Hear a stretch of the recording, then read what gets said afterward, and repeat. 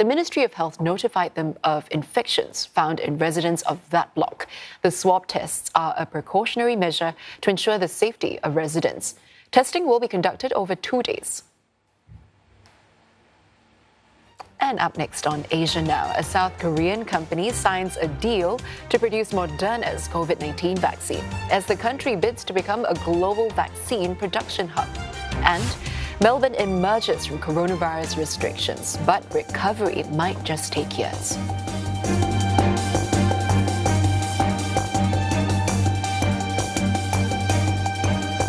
Longing for a tranquil lifestyle? Singapore Property Show presents exquisite developments in the outside central region where peace and serenity await. Where great connectivity means amenities are never too far away. Experience stunning 4D virtual tours of these properties and get expert advice on property investments at our webinars. It's all happening at sps2021.99.co. Register now. The Singapore Property Show 2021 is proudly organised by MediaCorp and our esteemed partners. From the top stories in Asia, a quicker, portable way of testing for COVID-19 in just 5 minutes, to breaking news in the US and Europe. US President-elect Joe Biden is set to formally introduce his top economic team. With an eye on markets opening across the world. Wall Street's major indices all closed the month with double-digit percentage gains. It's the one bulletin that offers you a global perspective. World Tonight, daily, on CMA. Let the music take control of your next visit to Gangnam. Discover the sounds produced by local Korean instruments and the skillful makers that continue to preserve their traditions. And find out where you can be serenaded by classical and modern instruments from the rest of the world. Gangnam Insiders Picks, tonight on CNA. This program is brought to you by the Gangnam-gu office. It's a human catastrophe of epic proportions. Thousands are dying every day in India as it battles the raging coronavirus crisis. हमारे सामने उन्होंने दम तोड़ा, हम कुछ नहीं कर पाए. मेरी वाइफ चली गई, मेरे दोनों ब्रदर इन लॉ गए और मदर इन लॉ एक्सपायर्ड हो गई. Has India lost control of the pandemic? If you step out right now, you step out to die. India's COVID catastrophe. Insight, Thursday on CNA.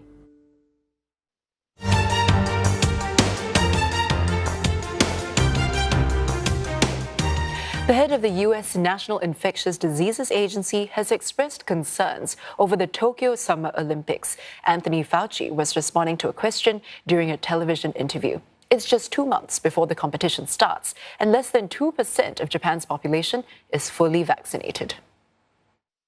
If you have such a low level of vaccination, of course there's a concern. That's up to the Japanese authorities, what they're going to do in their country during the Olympic season. So I would hope that more people get vaccinated because that low percent is really concerning.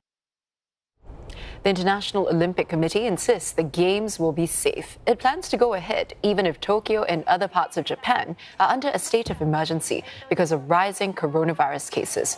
Japan is currently experiencing its 4th wave of COVID-19. Prime Minister Yoshihide Suga has said his government will monitor the situation in the coming week before deciding on an extension of the current state of emergency in place in 10 prefectures. Samsung Biologics has signed a deal to manufacture Moderna's COVID-19 vaccine in South Korea. The two sides signed the contract at an event in Washington, attended by South Korean President Moon Jae-in, who was on an official visit to the U.S. The deal is expected to help boost the supply of the Moderna vaccine in South Korea. Mr. Moon has pledged his government's full support for Samsung Biologics and Moderna. He hopes South Korea will emerge as a global vaccine production hub. AstraZeneca, Novavax, and Sputnik V vaccines are already being manufactured in South Korea.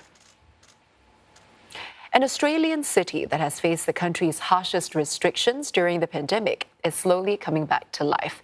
But traders in Melbourne's once bustling central business district fear the city will take several years to recover. Brianna Piazza has this report. Melbourne's Chinatown is finally coming back to life. Its iconic street market has only just reopened after several months of on and off lockdowns. So we're definitely happy to see all the people coming around. Come out, have fun, enjoy the freedom that we haven't had the last 6 months. With more than 5,000 visitors a night, stallholders hope the event will be a recipe for success. For Erica Chu, it's a perfect opportunity to expand her suburban bubble tea cafe. A sign of hope after an unpredictable year in business. Because we adapted quite quickly, takeaway was really good for us. Definitely not as good as when it was prior to the pandemic, but we still managed to keep ourselves on our feet. The city has eliminated community transmission of COVID-19 for now. But restrictions on movement have come at a heavy cost to thousands of businesses. Melbourne Chinatown Precinct Association President Danny Doon estimates activity in Chinatown is still down 40% compared to before the pandemic. We lack of tourists, we lack of students, they're not coming back. Yet, hopefully, that will open up the border very soon so we get more tourists come. Then the business back to normal. But returning to pre-pandemic times is a distant dream for many retailers. Katerina DeBice has spent 15 years building up clients at her hair salon in one of Melbourne's prime locations. Love what I do. Our CBD was our flagship store, our busiest salon. The walls used to bend, and so it was always buzz. People were in and out. But now it's her quietest shop. On some days, she has just 1 or 2 customers.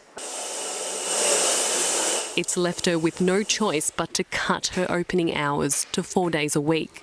Before the pandemic, 850,000 people would visit the city centre daily, but foot traffic is now less than half as people avoid coming into the city. It means less walk-in customers, all while rent and other bills keep piling up. And a lot of the businesses that were here are no longer here, and more of them are closing. I can't continue at a 50% loss for much longer.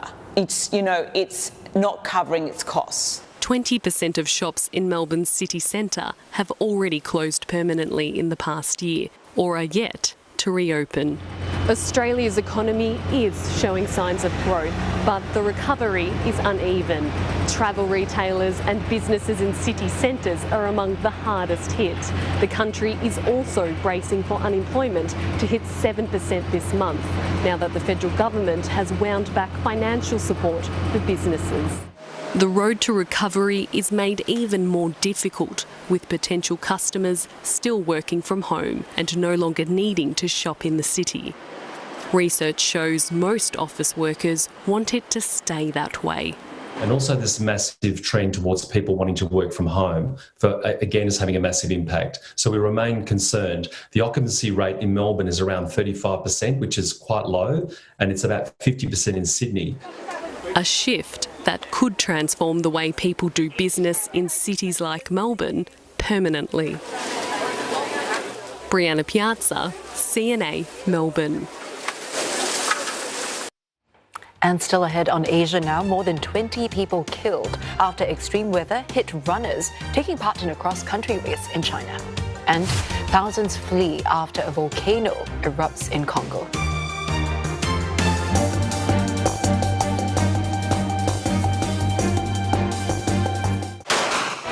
There was a huge manhunt for this man. Podcast producer Rovik Roberts investigates a mysterious murder from the past. This is a spicy case. Spicy. To understand how Singapore turned from a city of vice. Singapore was a Chicago of the East. Clashes and shootings were rampant. Into one of the safest in the world. When the killing started, holy smoke, it was a game changer. Into the Vault 3, Wednesday on CNA. Every day, the financial world goes through dramatic rise and falls. We'll track the biggest market movers and show you where the opportunities lie. Get the experts' take on the performance of key indices. Plus all the analysis to help you understand forces driving global economies. The daily business news you need. Only on CNA. This segment is brought to you by Xeon Corporation. This June, Asia's past, present and future comes together. Race to feed the world as scientists, farmers and entrepreneurs